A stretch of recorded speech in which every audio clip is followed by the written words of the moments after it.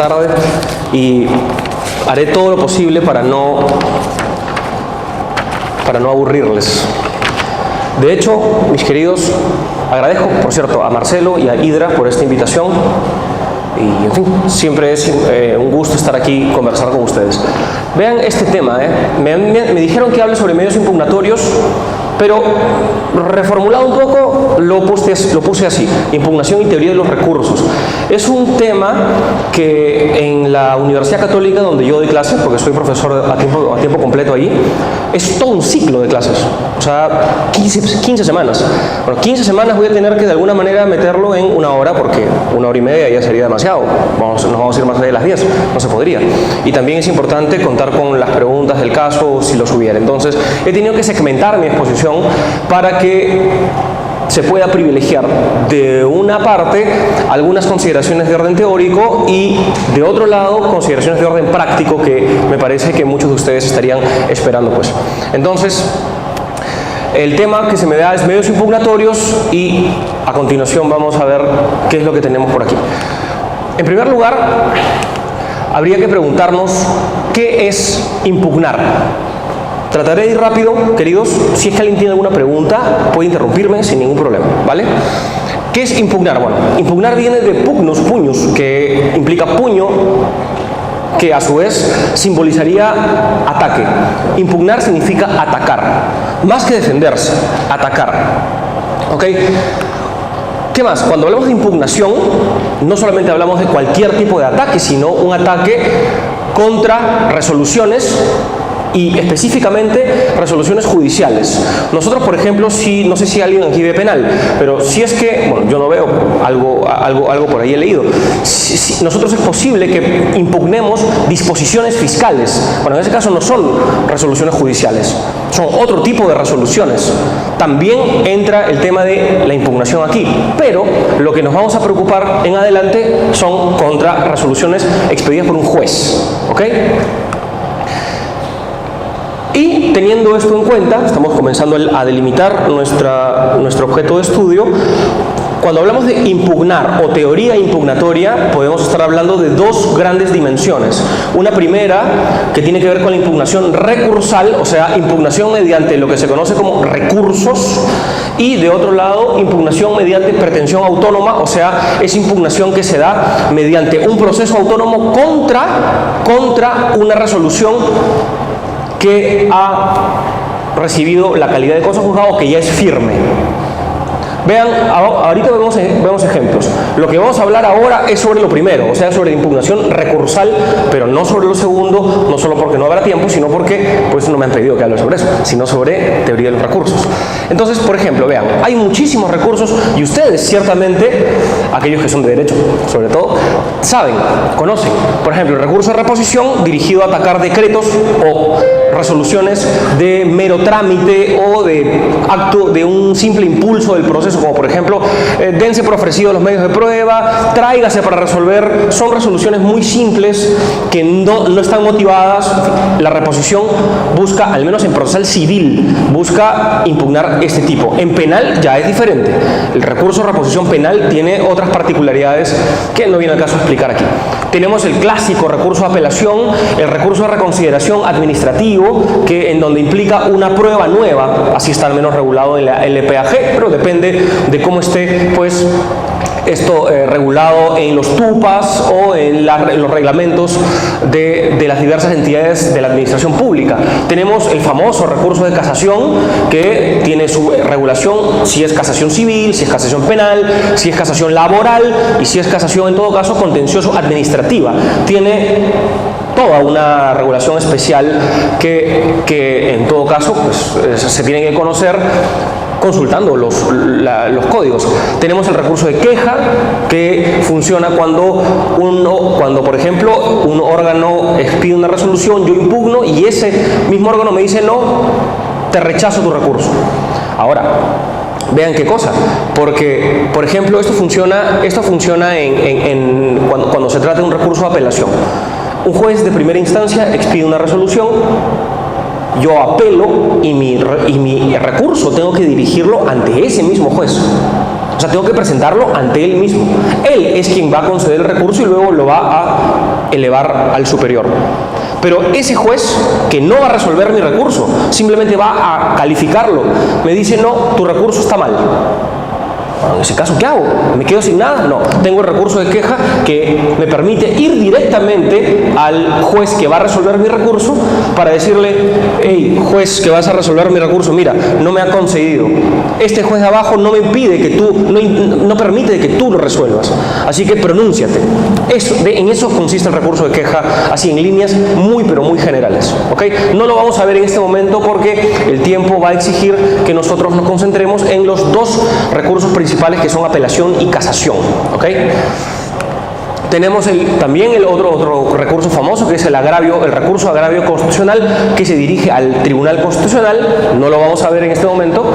Tenemos el recurso de reclamación en un procedimiento administrativo ante SUNAT, por ejemplo, y muchísimos otros. Son simplemente ejemplos de recursos. Vean la particularidad de los recursos, sea cuales fueren, ¿dónde está? Y esto es algo que es bueno tenerlo en cuenta, y eso no está en las diapositivas. ¿Dónde está?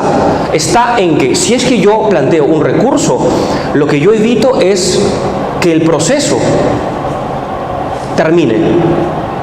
O sea, presento un recurso para prolongar la pendencia del proceso, para evitar que termine, para que se siga, para que continúe.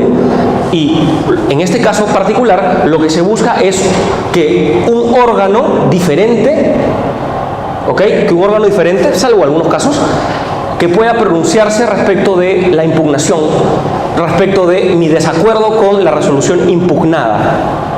¿Ok? Esto es la característica fundamental de los recursos. Es una impugnación intraprocesal. Y es intraprocesal precisamente porque con esta se busca que el proceso termine. Piensen, por ejemplo, ¿cuál es tu nombre? Roberto. Imagínate, Roberto, de que tú eres demandado, das tus alegaciones en un proceso, pierdes.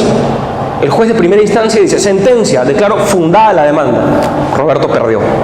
La pregunta es, ¿qué puede hacer Roberto? Lo único que puedes hacer, Roberto, si tú estás en desacuerdo con esa decisión, es evitar que esa decisión sea firme. Y por tanto, si es firme, ya no hay más que hacer. Tú presentas tu recurso de apelación porque estás en desacuerdo, pero lo presentas también para evitar de que el proceso termine. Eso es un punto fundamental. ¿Ok? Muy bien. Solamente por mencionar nada más, ¿qué tipos de impugnación mediante pretensión autónoma, PA es pretensión autónoma, podemos ver ahí? El habeas corpus contra resolución judicial, si bien el caso del habeas corpus es bien particular porque uno puede presentar un habeas corpus contra resolución judicial sin que el proceso haya terminado. Esa es una particularidad del habeas corpus que infelizmente no lo podremos ver aquí. Pero piensen, por ejemplo, en los habeas corpus que presentó Alberto Fujimori. 5, si no me equivoco. Todos ellos contra la sentencia de la Corte Suprema que confirmó, o sea, que dijo, sí, la sentencia de primera instancia está correcta. A ver, si es que ustedes recuerdan, ¿se acuerdan de este juicio Fujimori famosísimo que en donde el tribunal era San Martín, Prado Saldarriaga y Príncipe Trujillo? ¿Se acuerdan? Ya, ese era el órgano de primera instancia. Era una sala suprema, pero órgano de primera instancia. Expidió la resolución esa de 700.000 páginas, que son 700 y pico, creo en realidad, que está ahí colgada para que ustedes la puedan googlear y todo, y Fujimori apeló esa sentencia. Apeló y la apelación fue resuelta por un tribunal de 5 jueces supremos. Uno de ellos era Duverly, el que hace poco era presidente del Poder Judicial. Y lo que hizo la sala suprema de 5 jueces fue decir, está bien lo que hizo San Martín, está bien. Contra esa sentencia y contra el proceso en general, Fujimori planteó 5 habeas corpus. 5. Es el caso, pues. En este caso, el habeas corpus, estamos hablando de un proceso que busca impugnar un proceso ya terminado. Por eso es una impugnación mediante pretensión autónoma, como ocurre todos los días, por cierto, con el amparo también. Acción de amparo, ¿ok? Contra resolución judicial. Todos los días. La Corte Suprema dice, terminó el proceso, no, demanda de amparo y se impugna. Pero ojo, es un proceso, el segundo proceso, amparo, que busca impugnar algo que ha ocurrido en el primer proceso. Igual, por ejemplo, que la nulidad de cosa juzgada fraudulenta. que existe en civil, en laboral, por ejemplo, también existe este remedio. La acción de revisión penal, sentencia condenatoria firme. El Código Procesal Penal permite que el condenado pueda, en virtud de una serie de requisitos, como por ejemplo una nueva prueba, de cuestionar, de impugnar esa sentencia de condena firme. ¿Y qué es lo que podría lograr su absolución? Mediante un nuevo proceso, un segundo proceso. La anulación del laudo arbitral también, porque el proceso arbitral concluye con el laudo o con las resoluciones posteriores que puedan haber, si es rectificación, integración, lo que fuere, pero concluye con el laudo. ¿Y de qué se trata esta anulación del laudo arbitral? Pues de una demanda, por más que se llame recurso, no es un recurso, es una demanda presentada ante el Poder Judicial para poder impugnar la validez del laudo arbitral. Son dos procesos diferentes, el proceso arbitral y el proceso judicial, que se inicia con la anulación del laudo arbitral. Y el ACA también, la famosa acción contencioso administrativa, mejor llamado demanda contencioso administrativa. ¿Y por qué esto? Piensen, por ejemplo, en que Fernando, la SUNAT, bueno, le debe a la SUNAT, él quiere alegar todo, la SUNAT lo fusila a Fernando. Primera instancia, no. Apela al tribunal fiscal, no, le dicen. ¿Qué le queda a Fernando? ¿A llorar al río? No. Tiene la alternativa de poder discutir esto en un proceso judicial. Un proceso denominado proceso contencioso administrativo. ¿Por qué entonces colocar el proceso contencioso administrativo como una impugnación mediante pretensión autónoma? Muy sencillo. Porque mediante el proceso contencioso administrativo, que es un proceso ante el Poder Judicial, se impugna un procedimiento ante la administración. Eso es, así de simple. Y hay otras más. ¿Hasta aquí está claro? ¿Qué es lo que nos vamos a concentrar entonces? Sobre, no esto, sobre los recursos. Y los recursos no en todas las materias, porque eso sería prácticamente imposible. Y por cierto, no he estudiado muy bien qué es lo que ocurre en otras materias. Sí que vamos a estudiar los recursos en materia civil. O sea, aquellos recursos regulados en el Código Procesal Civil, pero no todos, sino solamente apelación y casación. Pero no todos los temas que pueden darse en apelación y casación, sino solamente algunos, porque es imposible hablar de todo. Yo les digo, además de yo dictar un curso que se llama Revisión e Impugnación Judicial en la Pontificia Universidad Católica del Perú, además he escrito un libro sobre teoría impugnatoria. Un librito que está, bueno, ahí publicado en Gaceta, que tiene unas 200 y pico páginas, en donde hay muchos problemas que trato de trazar y, en la medida de lo posible, solucionar sobre esto. Entonces, imagínense, resumir no solo un curso, sino resumir un libro en 30 minutos más, está un poco complicado. Entonces, he tenido que elegir los problemas, pues, que creo, espero, en realidad, puedan interesarles. ¿Ok? Entonces, esto es sobre qué vamos a hablar. Vamos a hablar sobre medios impugnatorios en el proceso civil, concretamente sobre recursos, ¿ok? Sobre recursos.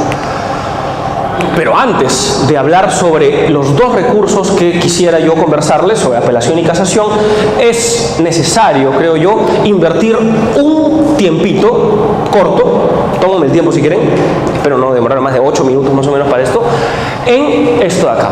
Vean, este tratamiento de la teoría de los recursos es más brasileño. De hecho, como Fernando dijo, yo estudié en Brasil, no en Río de Janeiro. Yo estudié en la Universidad Federal de Río Grande do Sul, o sea, en el sur, un poco lejos, en la UFRG. ¿Okay? Entonces, en Brasil es muy usual dividir la teorización de los recursos en parte general y parte especial. En la parte especial están todos los recursos, apelación, casación y todos los que existen. En la parte general, ¿qué es lo que estaría? En la parte general está un trabajo dogmático para poder explicar y poder entender mejor la parte especial. Pues, así como más o menos ustedes lo entenderían cuando hablan Código Civil parte general, Código Civil parte especial. Sí, pues la parte general explica el especial. Después. Entonces un poco va por ahí. Yo sé, para aquellos que ya están un poco más entrenados en temas de litigio y todo esto, que hay un problema en la clasificación del CPC entre recursos y remedios, ¿ok? No lo voy a tratar aquí, sino voy a pasar directo a recursos, pero si es que alguien tuviese alguna duda al respecto de por qué no estoy hablando de los remedios, lo puede preguntar, no hay problema, ¿ok? Si se puede al final, yo con gusto puedo absolver el reclamo, sin perjuicio también de poder hacerles llegar la parte de mi libro en donde trabajo sobre este punto y trato de mostrar por qué es que no es adecuado hablar de remedios, ¿ok? Muy bien, entonces, una pequeña esclarecimiento cuando ya vamos a hablar de la parte general de los recursos, o mejor, la parte general de la teoría de los recursos. Diferenciar recursos de sucedáneos recursales. Ya les he mencionado de qué tratan los recursos. Es una impugnación propiamente dicha y además, como ustedes pueden comprender, es una impugnación de parte. El juez asimismo no impugna su resolución. Son las partes perjudicadas o la parte perjudicada la que realiza la impugnación. ¿Qué sería el sucedáneo recursal? Cuando yo les diga cuáles son los tipos de sucedáneos, ya seguramente me podrán entender. Sucedáneos recursales, al menos en el Código Procesal Civil, son aclaración, corrección, consulta e integración. Aclaración, busca eliminar una duda o una vaguedad en la resolución, ambigüedad u oscuridad. Corrección, para poder corregir errores ortográficos. Por ejemplo, dice Fernández, no Fernando. Lo que ahí correspondería, para que no haya ningún tipo de problema, es que Fernando interponga, formule una solicitud simple al juez diciéndole: señor juez, discúlpeme, pero en la resolución dice Fernández y yo soy Fernando, no vaya a ser de que después hay algún problema, así que por favor corrija, y el juez puede corregir. Es así de simple. La integración ya es un poco más compleja. La integración tiene que ver cuando el juez omite un pronunciamiento. Es un pedido para decirle al señor juez: se le olvidó resolver sobre lo que le había pedido, ¿puede por favor complementar su decisión y emitir una nueva resolución fallando sobre lo que usted no ha fallado en la anterior? Esa es la integración, que en el Código Procesal Civil está regulado en el 172 párrafo quinto y 370, ¿ok? No es mi intención quedarme mucho tiempo aquí, por si acaso, solamente es para poder diferenciar. Y también tenemos como otro sucedáneo recursal la consulta. La consulta se da por varios supuestos, eso está en el artículo 409, me parece, del Código Procesal Civil, 409. En fin, son varios supuestos, no hablaré de ellos, pero básicamente ¿de qué consiste? Es una intención del legislador de que en algunos ciertos casos específicos, taxativos, si es que no hubiese apelación, entonces el juez que ha resuelto debe enviar el expediente, elevar, como se dice en la práctica, al superior para que el superior pueda revisar su decisión, sin que haya ningún tipo de recurso. Por el hecho de ser no un acto de parte, sino un acto de oficio, la consulta no es un recurso. Aunque el superior podría anular o revocar, o sea, cambiar la decisión, puede hacerlo, pero no entra dentro de la definición de recurso porque no es un acto de parte, ¿ok? Basta de esto. Miren esto de acá, qué cosa interesante. Tal vez a nosotros nos ha enseñado el tema de la pretensión vinculándolo siempre con la demanda, ¿cierto? Bueno, les digo de que también es posible hablar de una pretensión recursal, y de hecho esto no es tan raro, porque a nivel de la práctica se suele usar bastante la acepción pretensión impugnatoria. Es muy usual esto. Bueno, creo que con un poco más de técnica se podría hablar de pretensión recursal, que hace alusión a aquella pretensión, o sea, aquella exigencia que yo manifiesto en mi recurso. Mi recurso es un acto procesal. Ese acto procesal contiene fundamentalmente una manifestación de voluntad, o sea, una exigencia de que se resuelva en un cierto sentido esto que estoy pidiendo. Tenemos entonces la pretensión que, si es que nosotros recordamos nuestras clases iniciales de derecho procesal, al igual que la demanda, bueno, acá me pasé, en fin, que al igual que la demanda contiene una causa de pedir y contiene un pedido. Vean, acá voy a pasar esto rápido para que se entienda mejor qué es lo que quiero decir. Miren, causa de pedir recursal. ¿Qué tenemos aquí? Con un ejemplo se va a entender bien. Esto es algo alegórico, por cierto, no es que ocurra exactamente así, ¿no? ¿Cuál es tu nombre? Alan. Alan, por ejemplo, patrocinando a su cliente, presenta una demanda y en esa demanda Alan dice: pido que se me restituya la posesión del bien. Punto. Ahí imaginemos un diálogo ficticio. El juez le va a decir: Alan, ¿en virtud de qué tú me pides la restitución del bien? Y Alan va a decir: en virtud de lo siguiente, señor juez, 2 puntos. Yo, bueno, o si es el abogado o la parte, en fin, no importa. Yo adquirí este terreno, este bien inmueble en tal fecha. En tal fecha hubo una usurpación que se dio en ciertas condiciones por el señor Fernando. Esta usurpación duró tantos años. Por tanto, dado que yo soy el propietario, estoy exigiéndole a usted, señor, que me restituya. Eso es lo que se conoce como reivindicación. Si ustedes se han dado cuenta, hay toda una narrativa, una historia que Alan está contándole al juez. Esa historia está compuesta por hechos que importan para el derecho. Por ejemplo, yo adquirí un bien, bueno, eso es relevante para el derecho. Usurpó mi bien, es relevante para el derecho. Esa narración fáctica que tiene un trasfondo jurídico, que es el título que habilita a pedir, se llama causa de pedir. Causa de pedir, o sea, razón de pedir. Eso es. No hay tanto misterio en esto. Entonces, esa causa de pedir compuesta por hechos es algo similar a lo que ocurre a nivel recursal. ¿Qué? Estos famosos, vean, el error así llamado injudicando e improcedendo. ¿Qué quiere decir esto? Así, muy sencillo. Cuando hablamos de un error injudicando, estamos diciendo hay un error en el contenido de la resolución. El juez se ha equivocado al interpretar esta norma.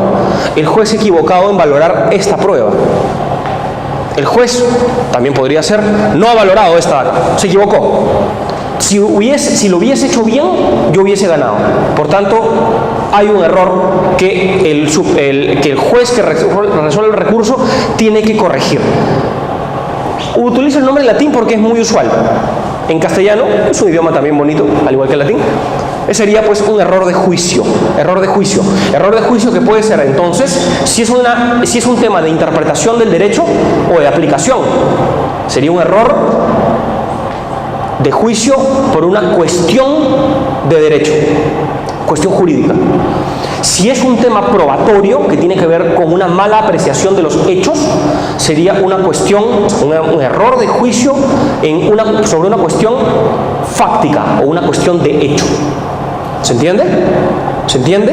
O sea, tenemos un error de juicio que es una mala apreciación de una cuestión de derecho o de una cuestión de hecho.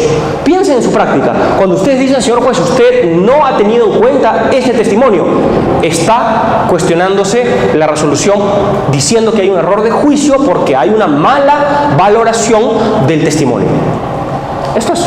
Ustedes se dan cuenta cómo es de que, espero, las cosas que ustedes de repente han visto en la universidad o en la práctica tienen una explicación dogmática, porque esto es dogmática, bienvenidos, esto es dogmática. Dogmática, no piensen pues, ay, mira, vuelo por los cielos, no entiendo nada. No. La dogmática lo que tiene que hacer es saber explicar el derecho positivo y también, de paso, saber explicar la práctica. Esa es la tarea de los académicos. Si es que un académico da una concepción dogmática que en realidad ustedes no ven que tenga un asidero en la práctica, bueno, esa dogmática no sirve. No es que ustedes estén mal, es que el que está proponiendo esa teoría está mal. Una teoría que no sabe explicar la práctica no vale de nada en realidad, no sirve de nada. Espero de que esta sí sepa explicar, para que valga de algo, aunque sea. En fin. Y el error improcedendo ya no es un ataque al contenido de la decisión, sino es la existencia de un vicio, o sea, hay un defecto en la resolución. Lo que se suele colocar bastante aquí, no necesariamente está correcto, pero lo que se suele colocar es un tema de motivación, por ejemplo. Cuando hay un problema en la motivación, estamos hablando de una afectación al derecho fundamental a la motivación, por tanto, habría un vicio. En fin, vamos a trabajar esto más puntualmente cuando hablemos de los recursos que luego hablaremos. Miren, el pedido recursal. Pedido anulatorio, pedido revocatorio. ¿Qué quiere decir esto? Es un lenguaje medio sofisticado, aunque tal vez no tanto.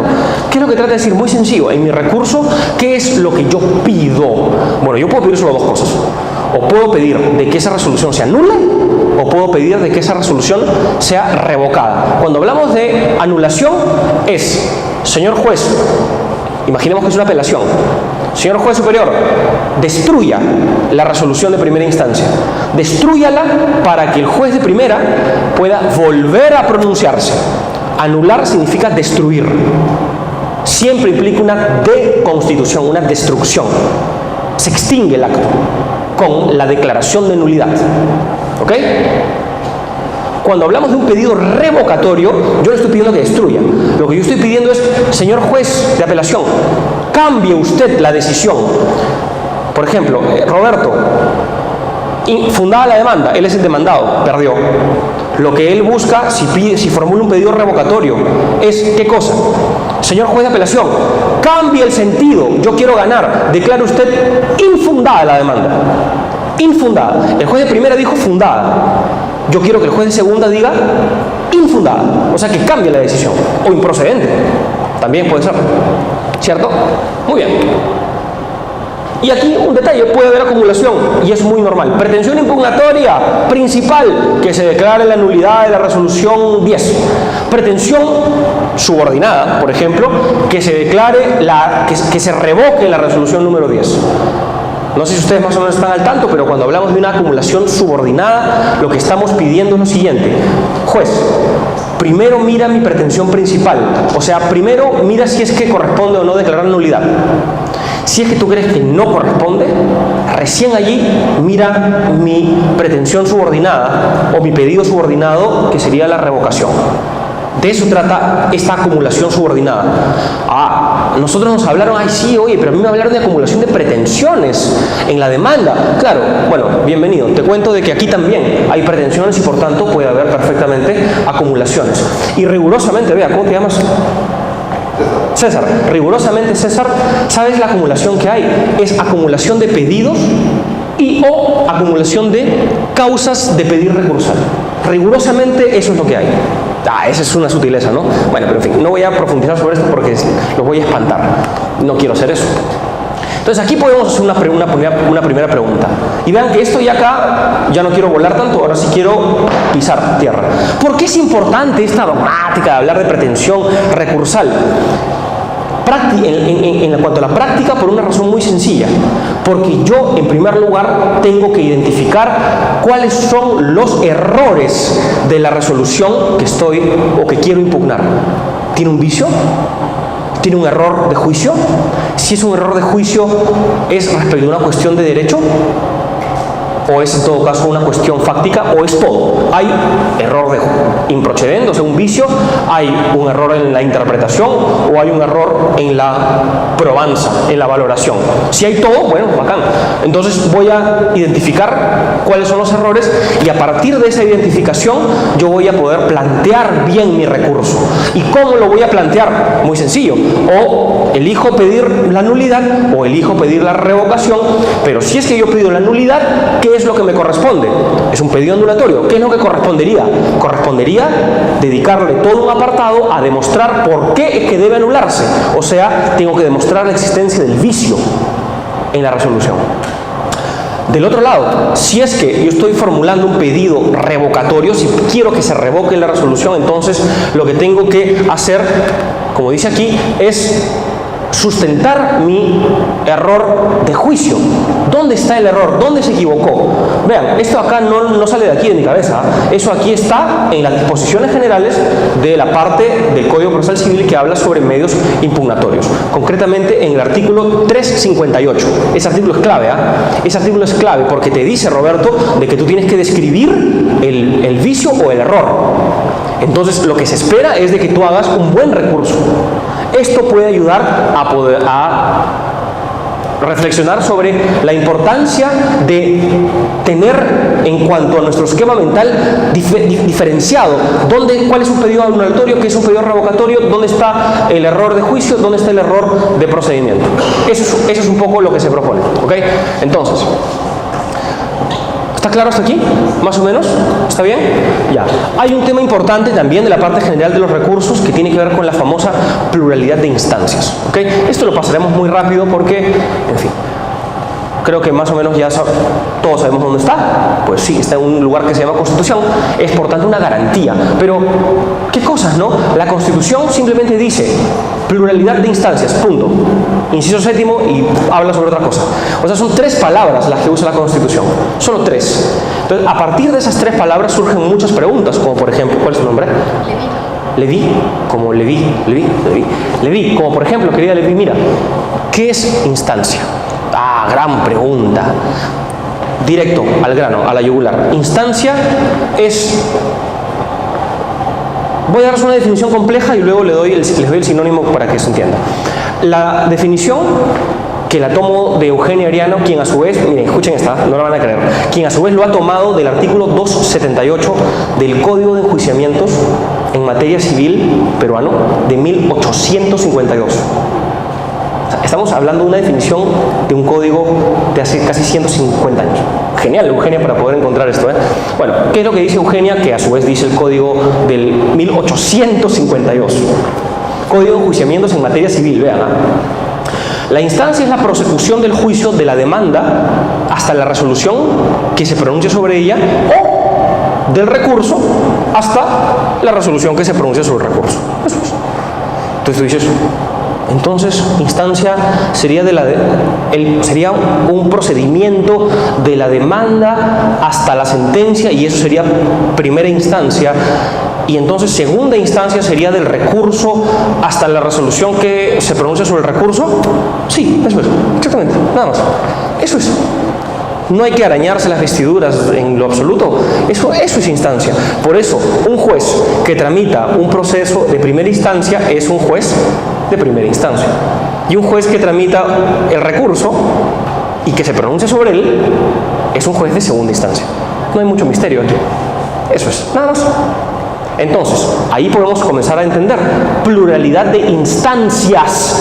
¿Qué es lo que está diciendo la Constitución? Bueno, por lo menos dos de esos procedimientos, por lo menos dos. Eso es exactamente. Mínimo dos. Mínimo. O sea, la Constitución impone un mínimo. No puede haber menos que eso. ¿Puede haber más? Sí, puede haber más, no hay problema, pero menos no. Ah, muy bien. Ahí viene el punto importante, sobre qué resolución recae. O sea, ¿a qué cosa yo como ciudadano, que soy parte de un proceso, tengo derecho? Tengo derecho a que, si existe una resolución que le pone fin a la instancia, que puede ser una sentencia o una otra resolución, o sea, un auto, ¿sí? Esa resolución que le pone fin, yo puedo impugnarla. Yo puedo impugnarla y tengo derecho a que haya una segunda instancia. Y en esa segunda instancia se va a revisar esa resolución que estoy impugnando. Resolución que ha puesto fin a la primera instancia. Todo esto en mi libro lo explico mejor, por si acaso. Así que pueden leerlo si desean. Solamente, ¿cómo es tu nombre? Edward. Solamente sobre esa resolución recae la pluralidad de instancias. Ninguna otra más. Solo sobre esa que le pone fin. Por ejemplo, Leví presenta su demanda y el juez dice improcedente. ¿Le puso fin a la primera instancia? Claro, terminó la primera instancia, el juez terminó su trabajo. Por eso, Leví, es que tú puedes apelar esa de ahí. Que es un auto de improcedencia, correcto, muy bien. Ahora, imagínense, Leví presentó su demanda, juez admite, bravo, todo bien. Adelante. Le presentaron una excepción a Leví. Prescribió tu derecho, dice Leví. Le dije Edward, que es el demandado, dijo, señor juez, ese derecho ha prescrito. El juez analiza, dice, tiene razón, Edward. Leví, me vas a disculpar, pero hay prescripción. ¿Terminó la instancia? Terminó la instancia. Por tanto, Leví puede apelar esa de ahí. Imaginemos que no pasó eso. Avanzó. Sentencia. Infundada la demanda de la pobre Leví, que pierde a cada rato. Infundada la demanda. ¿Terminó la instancia? Terminó. Y esa también la puedes impugnar. Eso es pluralidad de instancias. Solo esa resolución, no las otras. Solo esa nada más. Por eso es de que si ustedes, por ejemplo, ya han podido revisar el Código Procesal Civil, hay varias resoluciones que dice, esta resolución es inimpugnable. ¿Se vulnera la pluralidad de instancias? No se vulnera, porque el Código Procesal Civil, que tiene como 31 más o menos disposiciones de este tipo, solamente hace alusión a resoluciones que no ponen fin a la instancia. Y no podría hacerlo de otra manera. Imagínate, por ejemplo, que diga, bueno, en el caso de alimentos, la sentencia es inimpugnable. Esa norma sería inconstitucional. Viola la pluralidad de instancias. ¿Quién tiene derecho a apelar a esa sentencia? El que pierde. el que se sienta perjudicado, y está. Ahora, si no apelas no pasa nada, pero al menos tienes que tener disponible un recurso que habilite una segunda instancia. ¿Se entiende? Porque muchas veces en la práctica los jueces no entienden, no entienden exactamente qué significa pluralidad de instancias. Ahora, gran pregunta, ahora ustedes responderán, ¿se requiere jueces diferentes? ¿Sí o no? ¿Por qué?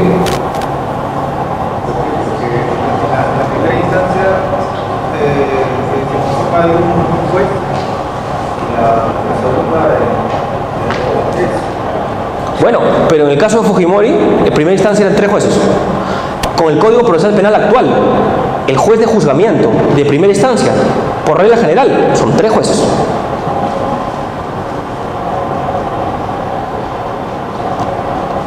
Ojo, la pregunta no es si el juez tiene que ser colegiado o no. La pregunta es, ¿deben ser jueces diferentes? O sea, el de primera instancia y el de segunda, ¿deben ser jueces diferentes? ¿Por qué? Esa es la pregunta. ¿Por qué? Porque el primero ya vio la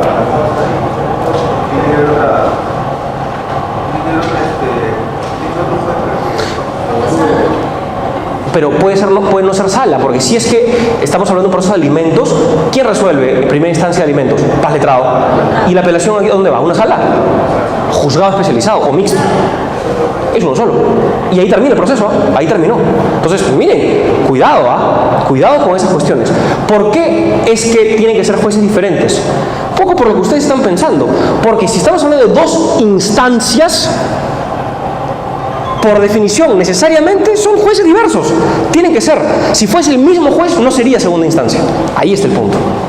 Necesariamente son jueces diversos. Ahí vea, ¿cuál era tu nombre? Alfonso. Ahí vea lo que problematiza Alfonso. ¿Tiene que ser un órgano colegiado? Respuesta, no, porque hay casos en donde puede ser solamente uno. Unipersonal. En penal, por ejemplo, hay bastantes tribunales o juzgados de apelación unipersonales. Esto depende de la conformación. Vea, en la Constitución solamente dice pluralidad de instancias. Punto. No dice cuántos jueces, más, menos. ¿Eso de quién depende? ¿Quién estructura? Si son más, menos jueces, 1, 3, 5. El legislador. Él es el que lo dice. Y tiene diversos criterios para hacerlo, por cierto. Esto es lo que lo voy a pasar porque es muy largo. Ok. Ahora sí, basta de parte general. ¿Les gustó hasta ahorita? Más o menos. ¿Está claro? Vean de que hay muchísimas cosas adicionales en la parte general de los recursos. Muchas más, de verdad. Y les invito a que ustedes puedan revisar mi libro para que lo vean ahí. Si es que, también, por cierto, para hacer justicia, hay un libro que es anterior al mío, que es muy